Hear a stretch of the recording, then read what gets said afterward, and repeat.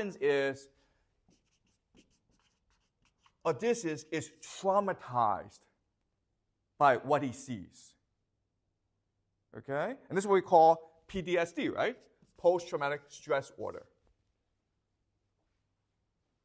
And after Troy, Odysseus becomes lost at sea, and he becomes like a sex slave to a goddess named Calypso. Okay, so he's stuck on an island for 7 years, and there's a goddess called Calypso who's trapped him, and he's basically like a sex slave. Okay, and every day when he's not having sex with Calypso, which sucks, he's crying on the beach. Okay, he has PTSD, and he doesn't even want to go home because he's ashamed to face his family.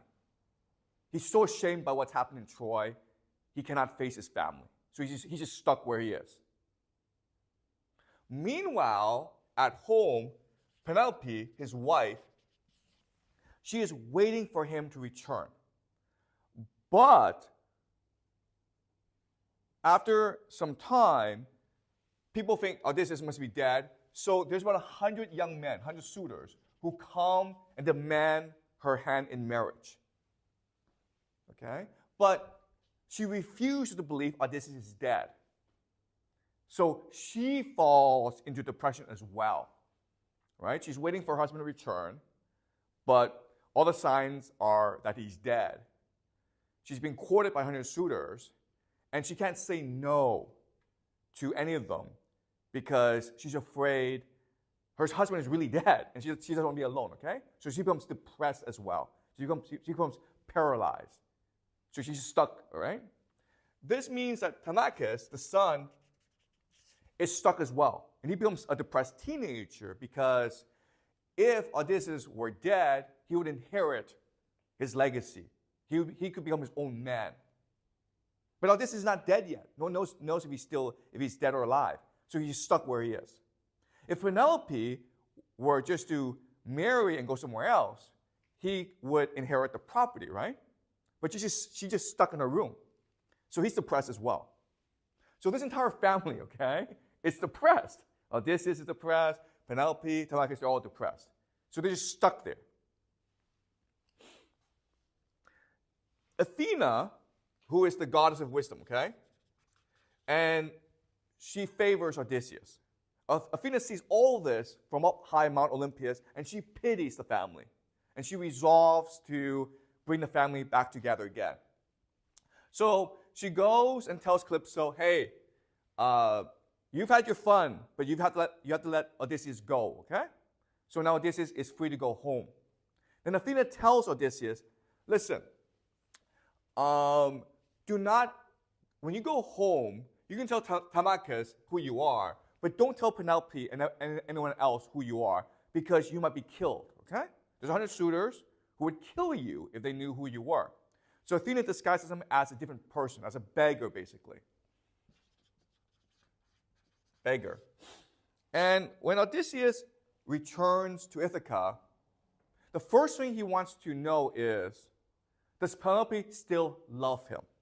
Remember, Odysseus is suffering from post-traumatic stress disorder, okay?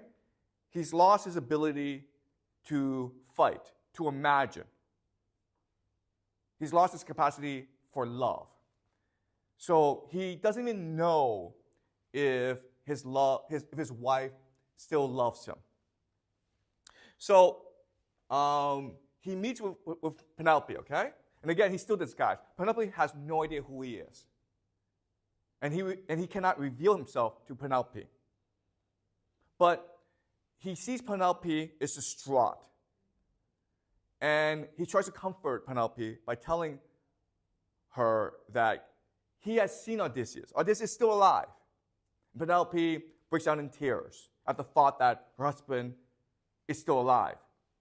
And then she asks Odysseus, how do you know my husband is still alive? Prove to me that you've met my husband. Now Odysseus says, I will describe something intimate about him. Okay? He has a brooch that he carries on his cloak. And this brooch is beautiful. And he goes into poetic detail and describes this brooch. And at this point, when Penelope hears this, she breaks down in complete tears. Because now she knows this beggar must be my husband Odysseus in disguise. How does she know? Because only Odysseus would know all the details of the brooch. What is the brooch? The brooch is what Penelope gave Odysseus as Odysseus set sail for Troy, right? It is Penelope's gift to him, and it is Odysseus' promise to her that he will return. So even though Odysseus has lost the brooch in war and at sea, the brooch is implanted in his mind. The brooch symbolizes his everlasting love for Penelope. Okay?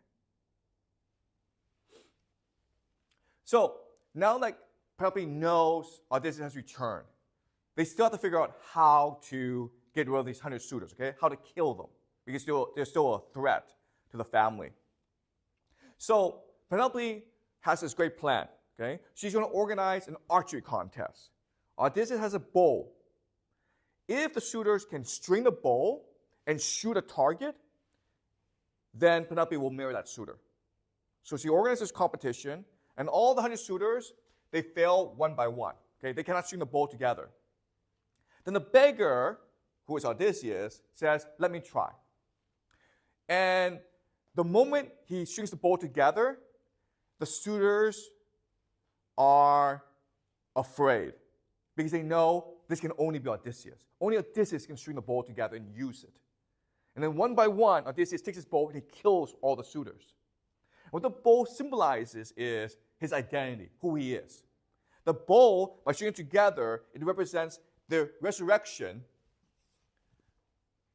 the stringing together of his worldview. Okay? He now remembers that he's a father, a hero who fights for justice. He fights to protect his family. That's who he is, really. Okay? And so this story is the power of love to heal trauma after war. And again, the main message is love is the unifying force of the world. It is what will heal you. It is what will bring people together. Okay? Okay, so that's the Iliad and the Odyssey. Does that make sense? And again, the argument is love is the basis of civilization.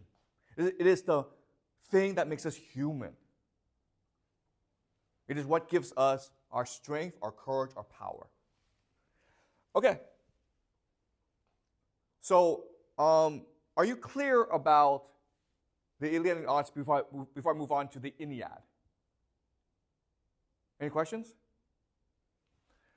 Okay, let's do the Aeneid.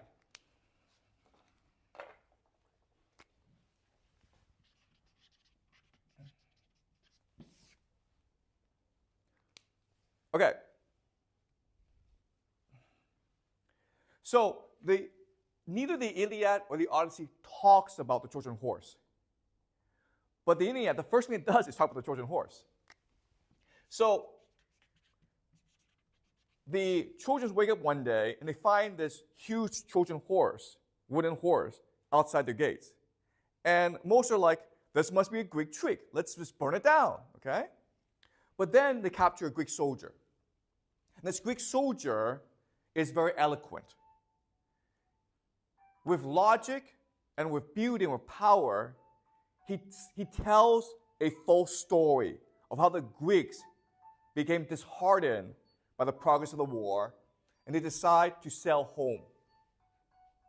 And to ensure their safe journey home, they built a wooden horse for the gods to win their favor. Okay? And the story is so moving and so beautiful, the Trojans believe him. Okay? And they let the Trojan horse in. So the Aeneid is not as subtle as the Iliad or the Odyssey, okay? It's propaganda. So what this is telling us is this. The real Trojan horse is Greek culture, right? Logic, philosophy, and theater. Okay? That's what Greek culture is. Logic, philosophy, and theater. And that's what the Greek culture uses in order to manipulate the Trojans, to lie to them.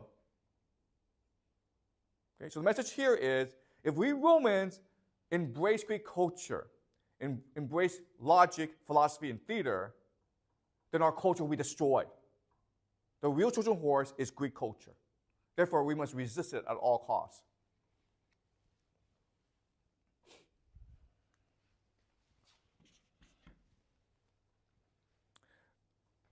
So Aeneas wakes up and he finds the city in flames. The Greeks are going around massacring everyone, okay? So Aeneas goes and he tries to save Priam. He runs to the palace, and Priam is on his throne, and he sees one of his sons being killed by Achilles' son, Neoptolemus, okay? Neoptolemus. And Priam curses Neoptolemus, and he says, your father, you insult the honor of your father. Your father was an honorable man. We were friends. And then Neoptolemus goes up to Priam and kills him and says, my father is dead. You should join him in the underworld. Okay? It is a horrific scene. Okay?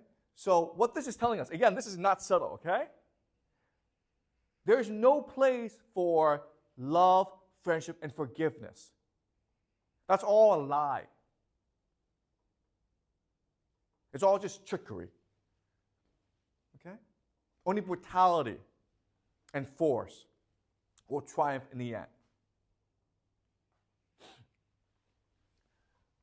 Aeneas is trying to save Priam, but then Priam dies. And then he discovers that hiding somewhere, he sees Helen. Okay? And he thinks that Helen is the one responsible for all of this. She's a whore. She's a slut. If she just did her duty, if she just stayed at home where she was supposed to be, this war wouldn't have started. So he really wants to kill her, okay? In fact, he is about to kill her.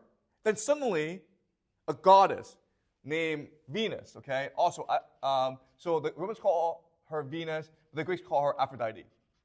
And she is the mother of Aeneas. She appears before her son and says, my son, you are destined for greater things. Leave Helen. Return to your family. So Aeneas has no choice but to obey his mother, and he runs home. And he sees that his family is fine. His son is named Julius. He has a father and a wife, and they're fine. So he's like, okay, you guys are fine. I'm going to go and kill some Greeks. I'm going to die with this city. I'm going to fight until my dying breath to save my city. And the wife and the father are begging him to not go because you are one man against an entire army. You're going to get killed. But Aeneas is stubborn, and he's angry right now. Suddenly, Julius here is on fire. And it's like a golden crown, okay? And the father says, you see, Aeneas, this is a sign. This is a sign that your son will be the founder of a great empire. Okay, we know this empire to be called Rome, okay? And this is what stops Aeneas from committing suicide. It's like, okay, now I understand. It is my duty to save my son, my family. So he carries his father, who is unable to walk, and he carries his son, and he carries both of them to safety. They're looking for ships, okay? And his wife follows behind. They get to the ship, and he turns around and he discovers his wife has disappeared. He goes back, and he's discovered that his wife has killed herself. Why? Because she knows that in this new world that they're going to, she can only be a hindrance. Okay? She wants him to embrace the future and let go of the past. Also, she's afraid that if she lives, she'll be captured and become a slave to the Greeks. And she does not want to dishonor him like that, okay? So that's what a good wife is, right? Helen's a bad wife because she's independent and she's looking for love. But a good wife is someone who will kill herself for her husband, okay? So Aeneas and his people, they're on ships, and they end up in Carthage. And they're guests of a queen named Dido. And Dido falls in love with Aeneas. They get married, and Aeneas is very happy in Carthage, okay? But the gods look at Aeneas and says, hey, man, we told you this many times, but you have a destiny to go to Rome. Your son will be the founder of a great empire, okay? That's the plan. That's the destiny. That's your mission. That's your duty. Stop fooling around in Carthage and do what you're told. So Aeneas has to go see Dido and say, listen, I have to go, okay? And Dido goes insane because she's in love with Aeneas. And she kills herself, okay? So the message here, again, this is not subtle, okay? The message here is love is a disease, right? Love is a disease, a plague upon the world. It was Helen's love that caused the Trojan War. And it was Dido's love for Aeneas that will cause the war between Carthage and Rome. Okay? Because before she dies, Dido instructs her people to destroy Rome. In the future, a great city called Rome will arise. You, the Carthaginian people, have a responsibility to honor my memory and destroy Rome. And that's why Hannibal went to attack Rome, okay? Again, this is not subtle propaganda. Aeneas ends up in Italy, like he's supposed to. And there, he meets the local king. His name is Latinus. And he's the king of the Latins, okay? And he is mesmerized, stunned by the nobility of Aeneas. And he wants his daughter to marry Aeneas. But his daughter has already is already supposed to marry another prince called Turnus. And this starts a war between Aeneas and Turnus. And this war goes on for a very long time. It's like the Iliad. And Turnus kills one of Aeneas' friends. Okay? And he sees that the friend of Aeneas has this really nice belt. He takes it for himself. And this belt was a gift from Aeneas to his friend. Okay? Eventually, Aeneas and Turnus get into a duel. And Aeneas overpowers Turnus. And at the very last minute, Turnus surrenders his sword, and begs for mercy. And Aeneas wants to show mercy. He's like, I've beaten you. You're no longer a threat. I can show some forgiveness, okay? I can be merciful. But then he sees the belt that he gave his friend. And he knows Turnus has killed his friend. And so he just plunges his spear into Turnus. And that's how the Aeneid ends, okay?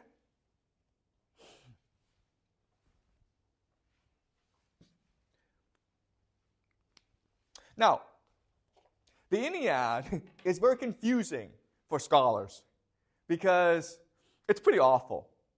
And so scholars have debated whether or not Virgil was able to finish the Aeneid. And the argument is the ending is too abrupt, and therefore Virgil couldn't have finished the Aeneid. Okay, it's unfinished. But if you think about it, it is finished, okay? Because remember, in the Iliad, we see a character transformation of Achilles, right? Well, we also see a character transformation of Aeneas in this book, all right? So remember, when Aeneas sees Helen, he really wants to kill her. And he only stopped because the gods intervened, okay? Remember, Aeneas wanted to abandon his family and get killed in the streets of Troy. The gods had to send him a message, okay? So another divine intervention. Remember, Aeneas wanted to stay at Carthage and be with Dido. So the Greeks had to send a messenger to tell him, you can't do that. You have to fulfill your destiny and go to Troy. And go to Rome. Okay? But at the very end, when Aeneas wanted to kill, when Aeneas wanted to kill Turnus, the gods didn't have to intervene. Okay? He wanted to show mercy to Turnus, and he recognized, no, my duty is to kill this guy.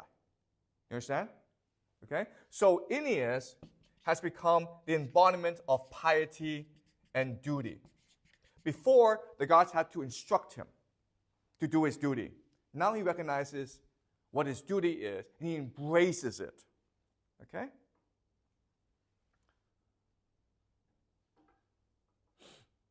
Now, what's important for us is to remember that throughout this throughout this book, there's the idea of destiny. That what Aeneas is doing has been preordained by the gods. Because the real purpose of Aeneas is to go to Rome so that his son can build the Roman Empire. So another major message of this book is the end point of history is Augustus Caesar, okay?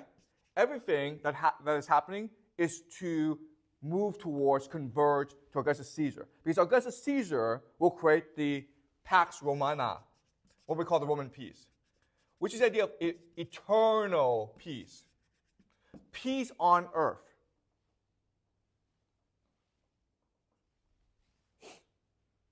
Remember that before Augustus Caesar, there were all these civil wars that were killing millions of people, right? Well, after Augustus Caesar became emperor, there is now the Pax Romana, eternal peace on earth. And this is the end point of history. The Roman Empire will mean there will no longer be any wars. There will no longer be any conflicts. Why?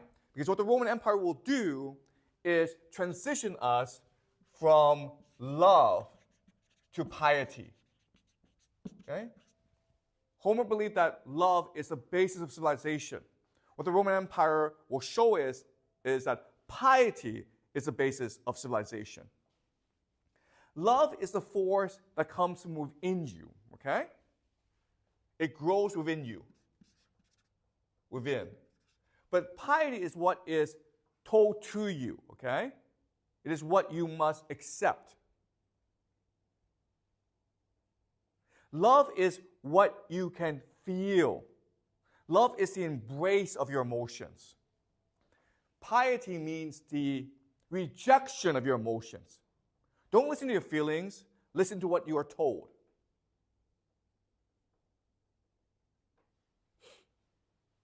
By embracing your emotions, you have imagination. Okay? But piety believes imagination is destructive. What matters is stability and harmony. Okay? Stability. Stability and obedience is what will give peace to the world. Okay?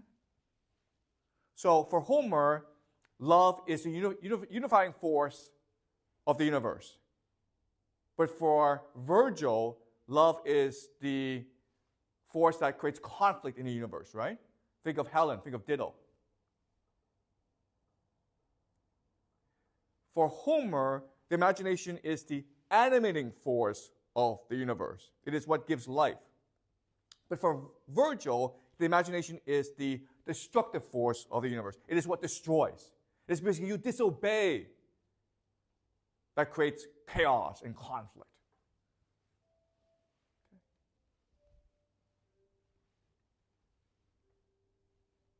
And so we now have a transition from the Greek world to the Roman world that is focused on piety. What Virgil is trying to create is the idea of eternity, right? Eternity. Something that lasts forever. What Homer is trying to create is the idea of infinity. How we can create the world through our actions and emotions.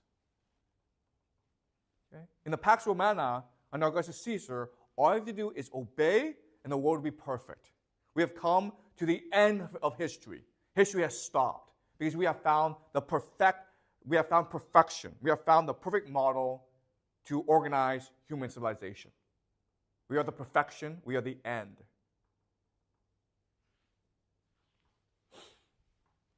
Okay. And so this is the idea of Roman eternity. And this marks a radical transition in Western civilization, okay?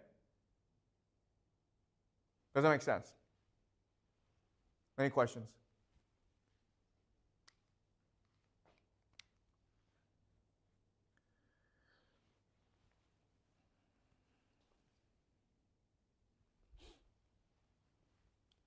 One last point is this, okay?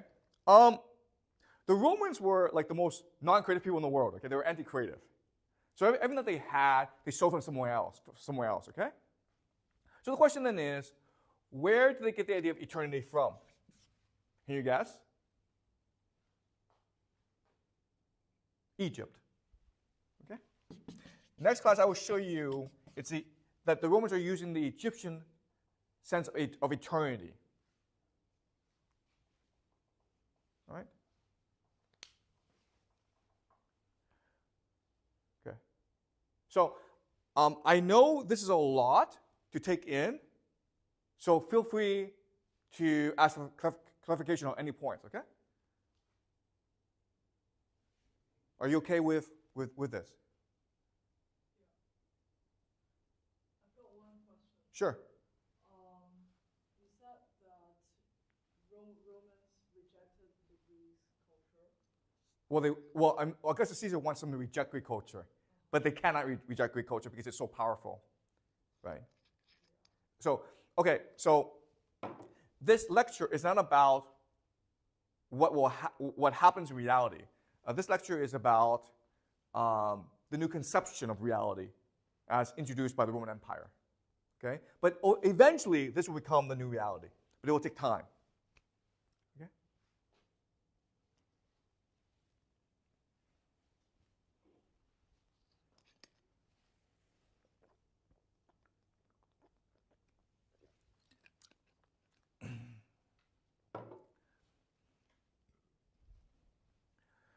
Okay, so looking ahead,